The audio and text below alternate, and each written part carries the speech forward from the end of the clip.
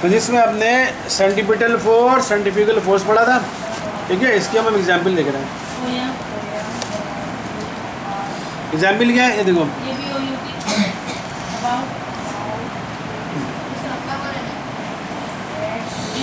Example क्या है physics में, कौन सा चैप्टर पढ़े? चैप्टर 3 है, चैप्टर 3 हमारा, ठीक है। एग्जाम्पल हमने कल पढ़ा था सेंटीपिटल फोर्स, समझ में आया था ना? सेंटीपिटल फोर्स, सेंट्रीफ्यूगल फोर्स, तो फॉर्मूला क्या है सेंटीपिटल फोर्स का? mv square. और सेंट्रीफ्यूगल फोर्स का दोनों, फर्क क्या है दोनों में? माइनस है। सेंट्रीफ्यूगल फोर्स में माइनस लगा देते हैं, सेंटीपिटल फोर्स में प्लस लगाते हैं, दोनों का फॉर्मूला सेम है।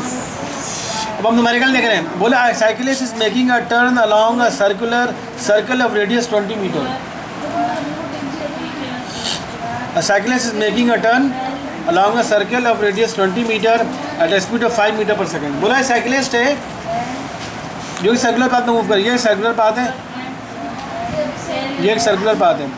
एक साइकिलिस्ट घूम रहा है सर्कुलर पाथ पर, making turn along a circle of radius, turn ले रहा है, यूँ टर्न ले रहा है, यूँ टर्न ले रहा है, ठीक है। सर्कुलर पाथ में मूव कर रहा है, कंटिन्यूस टर्न लेगा ना वो। साइकिल अगर चल रहा है यूँ यहाँ टर्न लेता हुआ इधर मुड़ेगा, फिर टर्न लेगा, फिर टर्न लेगा, फिर टर्न लेगा, तो एक सर्कुलर पाथ बन जाएगा। ये एक साइकिलिस्ट जो है सर्कुलर पाथ पर मूव कर रहा है, उस सर्कुलर पाथ का रेडियस ये होता है, रेडियस यहाँ से यहाँ तक का डिस्टेंस रेडियस होता है, पता है ना रेडियस क्या होता है? सर्कल का रेडियस, ये सर्कल अगर इसका सेंटर से लेकर यहाँ तक का डिस्टेंस रेडियस कहलाता है, सेंटर से लेकर यहाँ तक का डिस्टेंस क्या कहलाता है? ये भी तो रेडियस है। डायमीटर कहाँ से होगा? डायमीटर होता है सेंटर से लेकर यहाँ तक और सेंटर से लेकर यहाँ तक। एक स्ट्रेट लाइन जो, एक स्ट्रेट लाइन जो सेंटर से गुजरती हुई जाए और एक यहाँ एक से स्टार्ट करे, एक दूसरे से को टच करे, वो कहलाती है डायमीटर। यहाँ से यहाँ तक लेंगे तो वो रेडियस कहलाएगा, यहाँ से यहाँ तक लेंगे तो रेडियस कहलाएगा, यहाँ से यहाँ तक लेंगे, यहाँ से यहाँ तक रेडियस कहलाएगा। तो बोले साइकिलिस्ट जो है वो सर्कुलर पाथ पर मूव कर रहा है, उस जिस सर्कुलर पाथ पर मूव कर रहा है उस सर्कुलर पाथ का रेडियस है 20 मीटर, यानी यहाँ से यहाँ तक की लेंथ है 20 metre at a speed of 5 metre पर सेकेंड। अब वो किस स्पीड से जा रहा है? वो 5 मीटर पर सेकेंड की स्पीड से जा रहा है, 5 मीटर पर सेकेंड की स्पीड से मूव कर रहा है। If the combined mass of the cyclist plus the cycle 60 kilogram. बोला कंबाइंड मास ले लें, एक साइकिलिस्ट है जो साइकिल चलाने वाला और एक साइकिल है जिसको वो चला रहा है, दोनों का कंबाइंड मास हम बात कर रहे हैं। कंबाइंड मास है 60 किलोग्राम।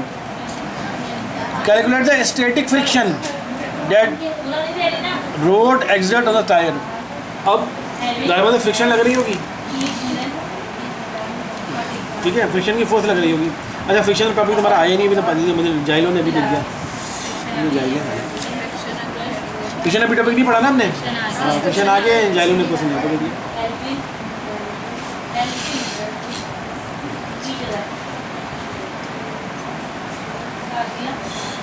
ये न्यूमेरिकल छोड़ दो, अब फ्रिक्शन पड़ेगा तो मैं बताऊंगा, मैं फ्रिक्शन पहले बता पड़ेगा, मैं आगे चल रहा हूँ, ठीक है। ये न्यूमेरिकल बाद में करवाऊंगा, मैं आगे चल रहा हूँ। अब सेंट्रीफ्यूगल फोर्स, सेंटीपिटल फोर्स कल हमने पढ़ी थी, सेंट्रीफ्यूगल फोर्स भी पढ़ी थी। Centrifugal force a force that acts outward on the body which moves along a circular path is called centrifugal. क्या हाँ, सर्कुलर पाथ और कर्व पाथ एक ही चीज़ नहीं है, एक ही बात है। हाँ चले कर्व पाथ, ठीक है। A force that acts outward the body, कोई बॉडी सर्कुलर पाथ में मूव कर रही है, कर्व पाथ में मूव कर रही है, ठीक है। एक बॉडी कर्व पाथ में मूव कर रही है तो उस बॉडी पर एक फोर्स लग रही होगी जो उस बॉडी को बाहर निकालने की कोशिश कर रही होगी, ठीक है। जैसे मैंने एक मिसाल दी थी ना, मैंने कहा था एक बकेट ले, उसमें पानी डाल दें, या बकेट ले उसके अंदर सिक्के डाल दें, अब उसको घुमाएं, तो मैंने कहा था अगर उस सिक्के उस बकेट की बॉटम से या उसकी तह से क्यों चपके हुए, वो असल में चपके हुए नहीं है, वो उसको फोर्स लगाने की कोशिश कर रहे हैं, वो निकलने की कोशिश कर रहे हैं। कौन सी फोर्स लगा रही है? सेंट्रीफ्यूगल फोर्स, जो निकलना चाह रही है, लेकिन उसके उस बकेट का बॉटम जो है वहाँ पर एक सरफेस है ना, वो निकल तो सकते नहीं है। अगर फर्स्ट करो वो बॉटम सरफेस है ना, बकेट की बॉटम, बस करो बकेट जो था, बकेट की जो बॉटम है वो कागज़ फर्स्ट को, समझ रहे? हमने ऐसी पकड़ ली, कागज़ की बनी हुई है, कागज़ की पकड़ होती है ना, बहुत सारी देखा होगा। अब कागज़ ही पकड़ लो, अब ऐसे कागज़ की जो बहुत लाइट है, मिसाल के तौर पर, अब उस पर सर्कल, आप उस पर कुछ सिक्के डालो, भारी भारी बहुत सारे सिक्के डाल दो, ठीक है। अब उसको घुमाओ, तो क्या करोगे? घुमाओगे, देखोगे जैसे अब तेज़ घुमाना शुरू कर दोगे ना, तो सिक्के उस कागज़ को फाड़ते हुए निकल जाएंगे, क्योंकि वो कागज़ हल्का है ना वो, अब वो सेंट्रीफ्यूगल की फोर्स तो लग रही है, और क्योंकि कागज़ इतना हल्का और सिक्के किसके हैं, वो मेटल के बने हुए हैं, तो फोर्स लगाएंगे और फोर्स बढ़ जाएगी, पटते हुए निकलने लगेगा। तो सेंट्रीफ्यूगल फोर्स बाहर निकालने की कोशिश कर रही होती, जो बॉडी, कौन सी बॉडी मूव कर रही है, बकेट मूव कर रही है, बकेट के साथ साथ उस सिक्के जो बकेट में मौजूद है वो भी मूव कर रहे हैं, तो सिक्के कोशिश करेंगे निकलने के लिए। तो सेंट्रीफ्यूगल फोर्स निकालना चाह रही होती है किसी बॉडी को जो सर्कुलर पाथ में मूव कर रही होती है, और सेंट्रीपिटल फोर्स वो खींच रही होती है उस सर्कुलर पाथ की तरफ खींच रही होती है, जो हमारा हाथ है। सेंट्रीफ्यूगल हमारा हाथ जो फोर्स महसूस कर रहा होता है ना, एक्सीडेंट हमारा हाथ महसूस करते हैं, हमारा हाथ के ऊपर फोर्स लग रही है, ठीक है ना। आप किसी चीज़ को पकड़ते हो, आपने बकेट को रस्सी से बांध के पकड़ा हुआ है, तो आपके ऊपर फोर्स लग रही होगी, लेकिन वो बकेट के वेट की फोर्स लग रही होगी, ठीक है। बकेट नीचे है, आपने बकेट को रस्सी से बांधा हुआ है, बांध के रस्सी से पकड़ा हुआ है, अभी आपके हाथ पे जो फोर्स लग रही है वो बकेट के वेट की फोर्स है, वेट नीचे की तरफ लग रही है आपको, लेकिन जब सर्कुलर पाथ में जब मूव कराओगे तो उसका वेट की फोर्स नहीं लग रही है, अब वो सेंट्रीपिटल फोर्स हो गई। सेंट्रीफ्यूगल फोर्स चाह रही होगी उस सिक्के को बाहर निकालना, और सेंट्रीपिटल फोर्स आपके हाथ पे लग रही है, जो आपका हाथ खींच रहा है उसको, ठीक है, जो आपका हाथ खींच रहा है। तो सेंट्रीफ्यूगल फोर्स और सेंट्रीपिटल फोर्स समझ में आता गई, ये हम टॉपिक मेरा बड़ा कवर हो चुका है। तो सेंट्रीफ्यूगल फोर्स क्या होती है, a force that acts outward on a body, उस बॉडी पर बाहर की तरफ लगने की आउटवर्ड लग रही होती है, यानी जिस सर्कुलर पाथ में मूव कर रहा है उस सर्कुलर पाथ से बाहर निकालने की कोशिश कर रही होती है, विच moves along a curve path, जो कि कर्व पाथ पर मूव कर रहा होगा, उधर कहते हैं सेंट्रीफ्यूगल फोर्स, सेंट्रीफ्यूगल फोर्स कहते हैं।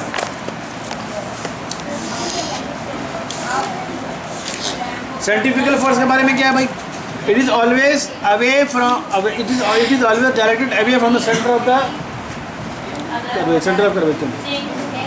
तो सेंट्रीफ्यूगल फोर्स की डायरेक्शन हमेशा जिस सर्कुलर पाथ पर मूव कर रहा होगा सर्कुलर पाथ से बाहर की तरफ होती है।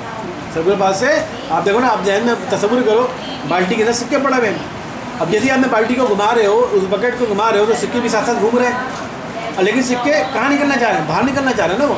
अब मैंने आपको बताया अगर बकेट फॉर कागज़ की बनी हो तो सिक्के कहाँ निकलेंगे, वो बकेट जो है कागज़ को फाड़ते हुए बाहर निकलेंगे। तो सेंट्रीफ्यूगल फोर्स जो होती है उसकी डायरेक्शन हमेशा उस जिस सर्कुलर पाथ में बॉडी मूव करी होगी उस सर्कुलर पाथ से बाहर की तरफ उसकी मूव डायरेक्शन होती है। जैसे ही अब कागज़ कमज़ोर पड़ेगा वो सिक्के बाहर निकल जाएंगे, उस सर्कुलर पाथ से बाहर निकल जाएंगे। Number 2, the magnitude of a centrifugal force equal but opposite in direction centrifugal. आगे वही चीज़, सेंट्रीफ्यूगल फोर्स की मैग्नीट्यूड सेंट्रीपिटल फोर्स की मैग्नीट्यूड के बराबर होती है।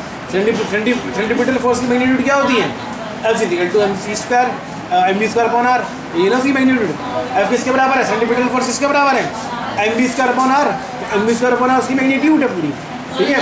तो बोले सेंट्रीफ्यूगल फोर्स और सेंट्रीपिटल फोर्स दोनों की मैग्नीट्यूड बराबर होती है, इन दोनों का फार्मूला सेम होता है, F = F, but opposite in direction to but opposite in direction opposite. मतलब अगर आप सेंट्रीपिटल फोर्स पॉजिटिव में ले रहे हो, F = positive F² upon r, तो सेंट्रीफ्यूगल फोर्स लोगे नेगेटिव F² अपॉन r, सिर्फ डायरेक्शन अपोजिट होती है। सेंट्रीपिटल फोर्स की डायरेक्शन उस सर्कुलर पाथ के सेंटर की तरफ होती है, सेंट्रीफ्यूगल फोर्स की डायरेक्शन उस सर्कुलर पाथ के सेंटर से बाहर की तरफ होती है, जो उस बॉडी को जो सर्कुलर पाथ में मूव कर उसको बाहर निकालना चाहिए। एप्लीकेशन ऑफ सेंट्रीफ्यूगल फोर्स,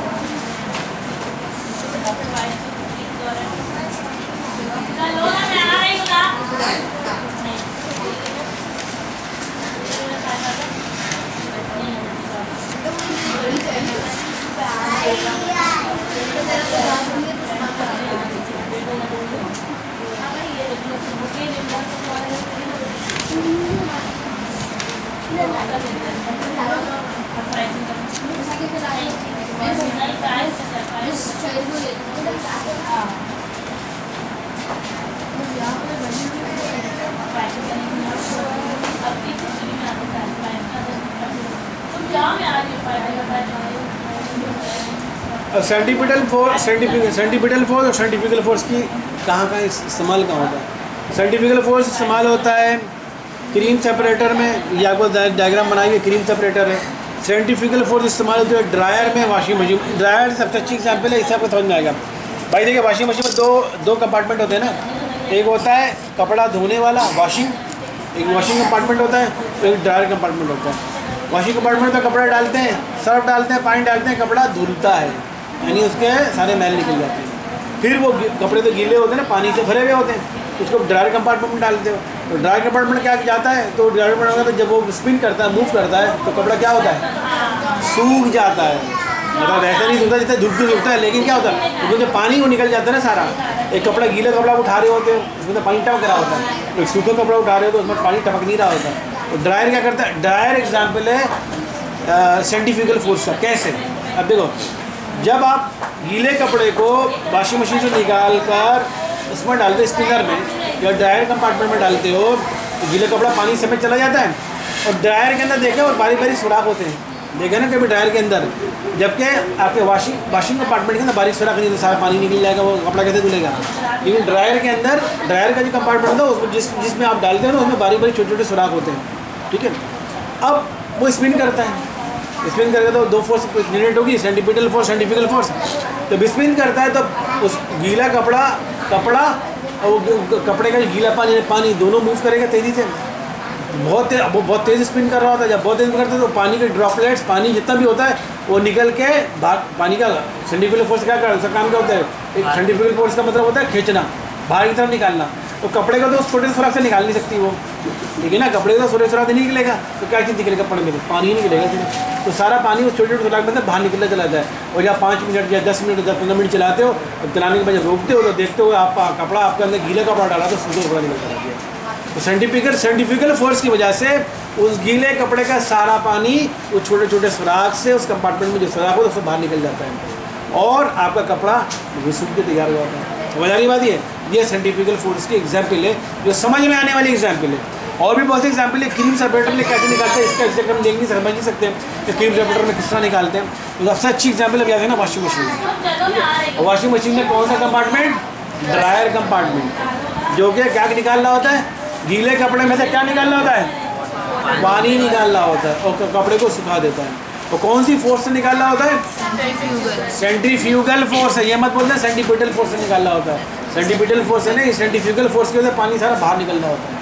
समझ आ गई बात?